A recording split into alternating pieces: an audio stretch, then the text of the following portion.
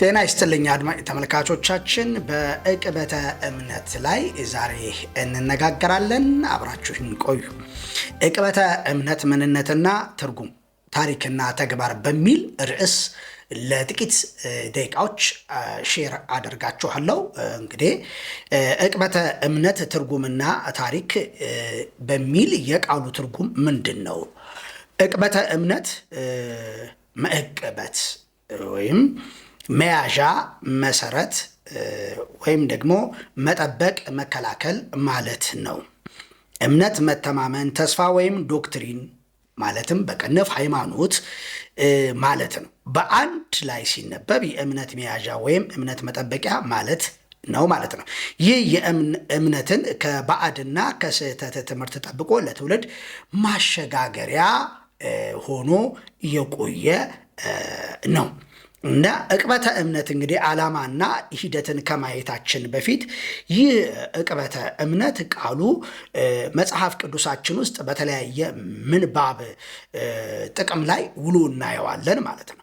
አፖሎጊያ ወይም ምካቴ፣ እምነት ወይም ደግሞ መልስ መስጠት የሚሉ ሐሳቦችን በተለያየ ጥቅስ ውስጥ እናገኛቸዋለን። መጽሐፍ ቅዱሳዊም ለመሆኑ ማስረጃ አለን ማለት ነው። እንግዲህ 8 ጊዜ በአዲስ ኪዳን ውስጥ ሲኖር በሐዋርያ ሥራ 22 25 16 በአንደኛ ቆሮንቶስ 9 16 እንዲሁም በሁለተኛ ቆሮንቶስ 7 11 እንዲሁም ፊልጵስዩስ 1 7 እና በ16 ላይ እንዲሁም ሁለተኛ ጢሞቴዎስ 4 16 እና አንደኛ ጴጥሮስ ምዕራፍ 3 ቁጥር 15 ላይ እነዚህ ጥቅሶች መካከል እንግዲህ ከወንጌል ጋር በተያያዘ ፊልጵስዩስ 1 7 እና እንዲሁም 16 እንዲሁም አንደኛ ጴጥሮስ 3 18 ላይ ከወንጌል ጋር በተያያዘ ተጠቅሰው እናገኛለን እና መጽሐፍ ቅዱሳዊ ማስረጃዎችም አሉን ማለት ነው። እንግዲህ መጽሐፍ ቅዱሳዊ ማስረጃዎች ብለን ካልን ሐዋርያ ሥራ 22 አንድም እነ ፊልጵስዩስ 1 7 አንደኛ ጴጥሮስ 3 15 የሐዋርያ ሥራ 17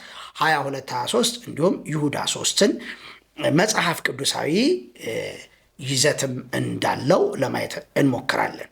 እንግዲህ መጽሐፍ ቅዱሳዊ መሰረቱ ምንድን ነው? ጽንሰ ሐሳባዊ ሐሳቡስ ምንድን ነው የሚለውንም ማየት ካስፈለገ ዕቅበተ እምነት ወይም ምካቴ የእግዚአብሔር ባህሪ ነው። ዕቅበተ እምነት ወይም ምካቴ የእግዚአብሔር ባህሪ ነው። በዘጸአት 20 ከቁጥር 1-3 ላይ ከእኔ በቀር ሌላ አምላክ አይኑርህ የሚለውን ሐሳብ መነሻ ማድረግ በቂ ሆኖ እናገኘዋለን። ከእኔ በቀር ሌላ አምላክ አይኑርህ ብሎ እግዚአብሔር ራሱ ያቅባል። ወደ ሌሎች አትመልከቱ፣ ሌሎች አማልክት አይደሉም የሚል ነገር ራሱ እግዚአብሔር ይናገራል ማለት ነው። እንግዲህ ይህንን መነሻ ካደረግን የዕቅበተ እምነት ዓላማውስ ምንድን ነው? ዕቅበተ እምነት አገልግሎት በሁለት ዋና ዋና ደረጃዎች ይከፈላል። የጥበቃ ደረጃ፣ በመጀመሪያ እምነት ላይ የመጀመሪያው እምነት እንዳይበረዝ ትክክለኛውን ትምህርት ለምዕመናን ለማስተማርና ለመጠበቅ በዚህ ላይ ያተኮረ የዕቅበት ስራ ነው ማለት ነው። አንደኛው የመከላከል ደረጃ አፖሎጀቲክስ ወይም ዲፌንስ፣ በኋላ ላይ የተለያዩ የሐሰት ትምህርቶችና የትምህርት ግጭት ሲነሱ ደግሞ ከእነዚህን ስህተቶች ለመመርመር ለመመከት ትክክለኛውን መሰረት ለማስረዳት የሚደረግ የትግል ስራ ሆነ ኋላ ላይ ሁለተኛው ማለት ነው። እና እንግዲህ ይሄ አፖሎጀቲክስ እንዳልኳችሁ በሁለት ከፍለን እንዳየናቸው ሁለተኛው ላይ በብዛት ሲሰራበት መጽሐፍ ቅዱስም ላይ እንደገናም ደግሞ በቤተ ክርስቲያን ታሪክም ውስጥ እናያለን ማለት ነው። የታሪክ ደረጃና ፈጻሚዎቹንም መመልከት እንችላለን። በኢትዮጵያ ይህ ቃል በኢትዮጵያ ኦርቶዶክስ ተዋሕዶ ቤተክርስቲያን ውስጥ ጥንታዊና ስር የሰደደ አገልግሎት ነው። ካህናት፣ ሊቃውንትና መምህራን አፖሎጀቲክስ ይህንን የእምነት ጥበቃ ስራ ሲያከናውኑ ለረጅም ዓመታት ቆይቷል ማለት ነው እና ዛሬ በዘመናዊ መልክ በማህበራዊ ሚዲያ እና በትምህርት በተከታታይነት እየተሰጠ እናየዋለን። እንግዲህ በዓለም አቀፍ ደረጃ እንደ ቅዱስ አትናቴዎስ፣ ቅዱስ አውግስጢኖስ ያሉ የጥንት የቤተ ክርስቲያን አባቶችም ቸርች ዲፌንስ ትምህርትን የመጠበቅና ስህተትን የመቃወም ስራ ሰርተው አልፈዋል እና በተሐድሶ ዘመንም ሪፎርሜሽን እንደ ማርቲን ሉተር፣ እንደ ጆን ካልቪን እንደገና ዝዊሊንግ ያሉ አባቶችም ዕቅበተ እምነት የሚለውን የግዕዝ ቃል ባይጠቀሙም ስራቸው ግን መጽሐፍ ቅዱሳዊ እውነትን ከመጠበቅና ከመከላከል አኳያ ከዕቅበተ እምነት ጋር አንድ አይነት ነበር ማለት ነው የምናየው። እና እንግዲህ በአጠቃላይ ዕቅበተ እምነት ማለት እምነትን በጽኑ መሰረት ላይ ማቆም፣ የሐሰት ትምህርትን ከመጽሐፍ ቅዱስና በታሪካዊ ማስረጃ ከመጽሐፍ ቅዱስ በታሪካዊ ማስረጃ መመከት፣ ትክክለኛውን የእግዚአብሔርን ቃል ለትውልድ ማስተላለፍ ነው ዕቅበተ እምነት። ዕቅበተ እምነት ይሄ ነው። እንግዲህ ይህ አገልግሎት ከጥንት እስከ ዘመናዊው እስከ ዛሬው ጊዜ ድረስ በቤተ ክርስቲያን የራሷንና ምዕመኖቿን ከስህተት የምትጠብቅበት ወሳኝ መሳሪያ ሆኖ እየሰራ እንዳለ እንመለከታል። በእኛ ዙሪያ ያሉ አቃቢያን ወይም የአቃቢ እምነት አገልጋዮችስ ምን እየሰሩ ነው? እውነት አሁን እንዳልኳችሁ እነዚህ የቀደሙት አባቶች እንዳደረጉት ወይም በመጽሐፍ ቅዱስ ላይ ስለ ዕቅበተ እምነት እንደተገለጠው አይነት ዕቅበተ እምነትን እየሰሩ ነው ወይ የሚል ጥያቄ። እንግዲህ ይህ አገልግሎት በዘፈቀደ ሳይሆን የአፖሎጀቲክስ እውቀትና በስነ ምግባርም እየታነጹ ምሁራን ሊሰጡት የሚገባ መሆኑ የሚጠቁሙ ዋና ዋና ጭብጦችም አሉን ማለት ነው። ማንም ተነስቶ ዕቅበተ እምነትን እኔ እሰራለሁ እኔ አቅባለሁኝ የሚል ሐሳብ ይዞ የሚያቅበው ሳይሆን አፖሎጀቲክስ የተባለውን ራሱ የትምህርት ዘርፍ ተምሮ በቤተ ክርስቲያን ታምኖበት ወደ አገልግሎቱ መግባት አለበት ማለት። ይህ አገልግሎት በዘፈቀደ አይደለም ማለት ነው። እንግዲህ ለምንድን ነው? አንደኛ አፖሎጀቲክስ በተማሩ ምሁራን መሰጠት አለበት ብለን ስንል የዕቅበተ እምነት አገልግሎት ጥልቅ የሆነ የመጽሐፍ ቅዱስ የታሪክና የፍልስፍና የስነ መለኮት እውቀትን ስለሚጠይቅ ነው። እነዚህን ስለሚጠይቅ ከመሬት ተነስተን መጽሐፍ ቅዱስ ኮሌጅ ገብተን ስለተማረን ብቻ ወይም አማኝ ስለሆንን ብቻ የምንሰራው አይደለም። በእርግጥም የማንዘነጋው ጉዳይ ክርስቲያኖች ሁሉ እንዲያቅቡ መጽሐፍ ቅዱስ ይናገራል። መጽሐፍ ቅዱስ ለሚጠይቋችሁ ሁሉ መልስ መስጠት ይቻላችሁ ዘንድ የቃሉ ሙላት ይኑርባችሁ ብሎ ያስቀምጣል። ልክ ነው።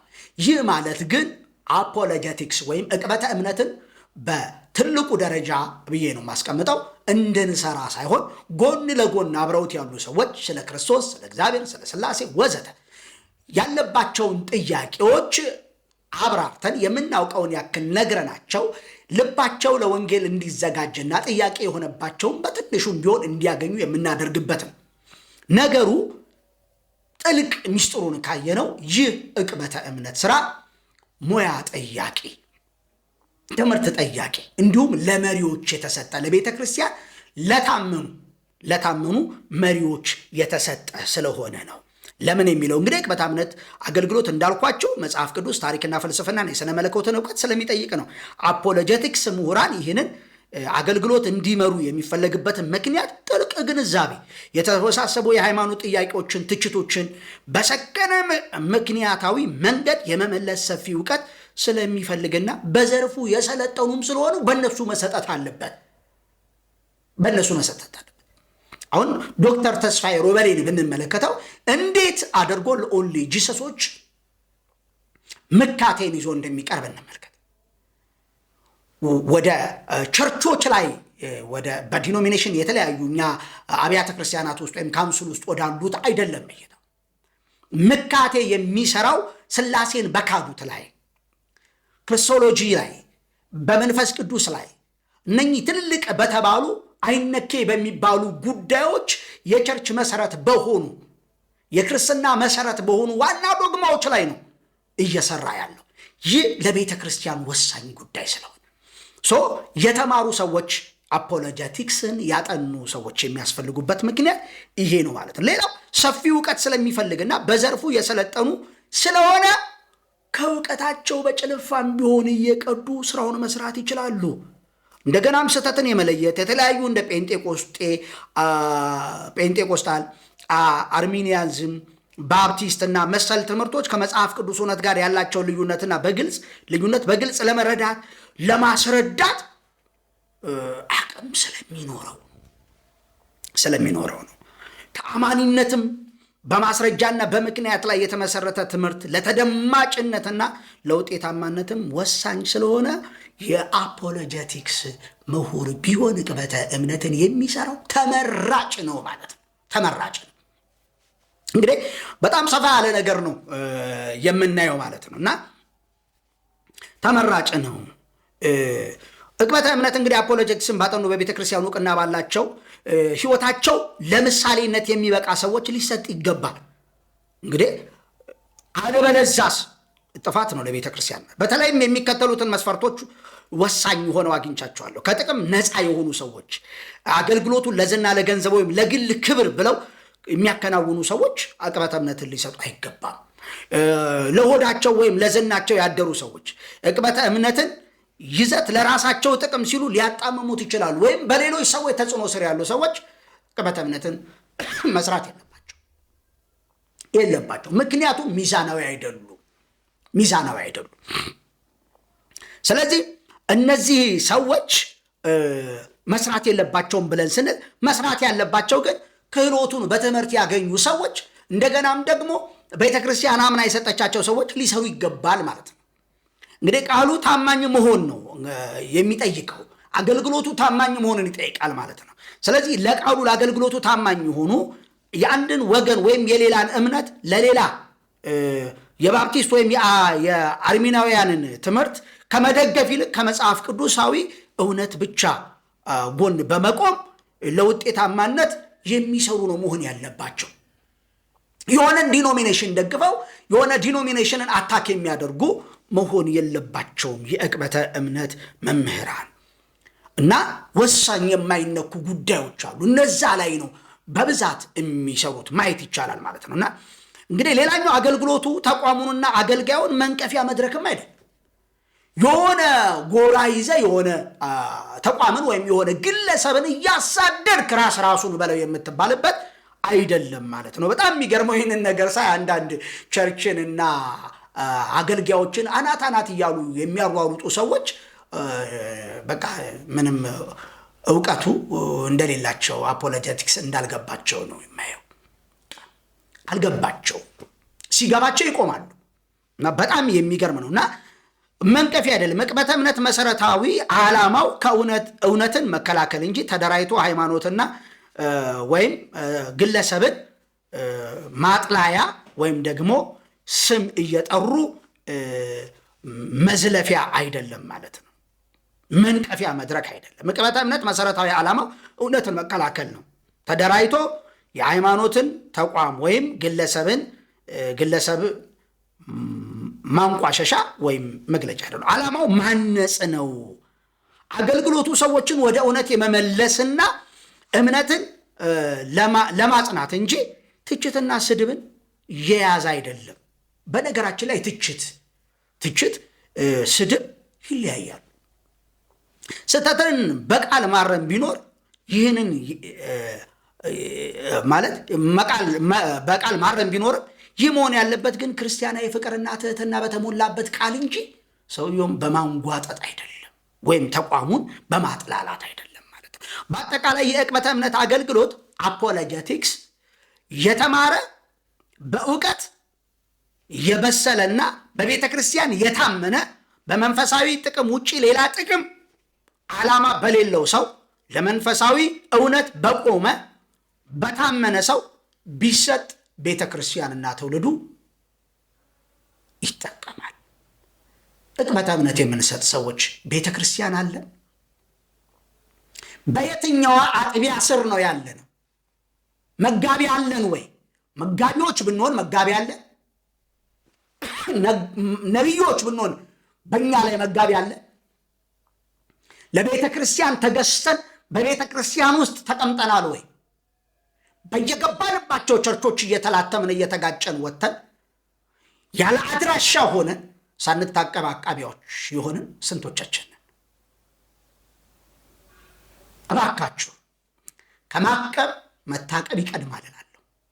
ሁላችን ወደ ቤተ ክርስቲያን ተመልሰን በአንዲት ቤተ ክርስቲያን ተይዘን ታምኖብን አገልግሎቱ ይሰጠን፣ ከዛ እናቅብ፣ ስኬታማ እንሆናለን። አመሰግናለሁ።